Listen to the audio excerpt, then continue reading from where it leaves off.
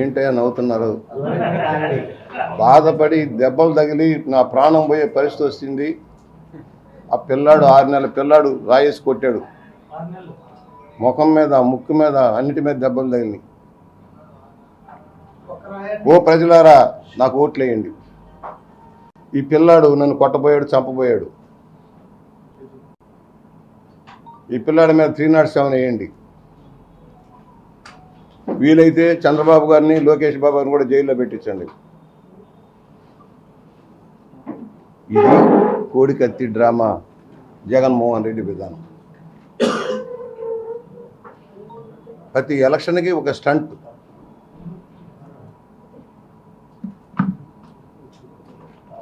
ఒక అభిమానితో గీయించుకున్నాడు చిన్న గిర. కోతిపుండు బ్రహ్మరాక్షసులాగా ఒక పెద్ద డ్రామాలు ఆడాడు, సానుభూతి పొందాడు, ఓట్లు వేయించుకున్నాడు. ప్రజలకి మాడు బాలు కొట్టేశాడు.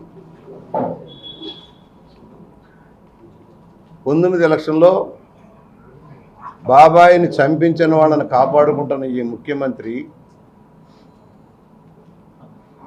ఈ రోజుకి కూడా సిబిఐని ముందుకు సాగనీయకుండా ఆపిన ముఖ్యమంత్రి, గొడ్డలి వేటుని గుండెపోటుగా చిత్రించిన ఈ ముఖ్యమంత్రి ఇలాంటి కపట నాటకాలు ఆడటంలో అగ్రగణ్యుడు. మేము అడుగుతా ఉన్నాము, అసలు ఏమిటి నీ యాత్రల్లో వేల మంది పోలీసులు పెట్టుకుంటున్నావు, ఎక్కడికి వచ్చినా చెట్లు నరికిస్తున్నావు, పెద్ద పెద్ద బారికేడ్లు కట్టించుకుంటున్నావు, ప్రజలకు అందరిన ఎత్తులో బస్సులు ముంచుంటున్నావు, పరదాలు సరాసరి. ఇవాళ కరెంటు తీయటం ఏంటి? నీ కుట్రలో భాగం కాదా?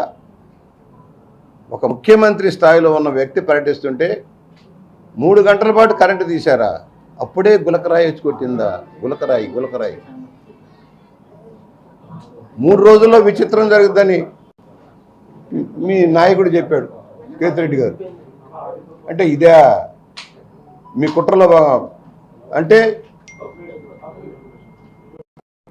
ఎవరో రాయి ఇసిరాడు, హత్య చేయబోయారు విచారం చేసి లబ్ధి పొందాలని చూస్తున్నావు.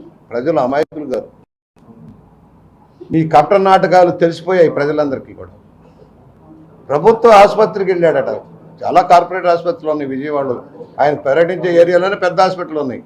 ప్రభుత్వ ఆసుపత్రికే వెళ్ళి పాపం ఆపరేషన్ థియేటర్లో అదేదో పేద బుల్లెట్ గాయాలు తగిలినట్టుగా ఒక ఫోటోలు తీసి టీవీల నిండా ఫోటోల నిండా ప్రదర్శన.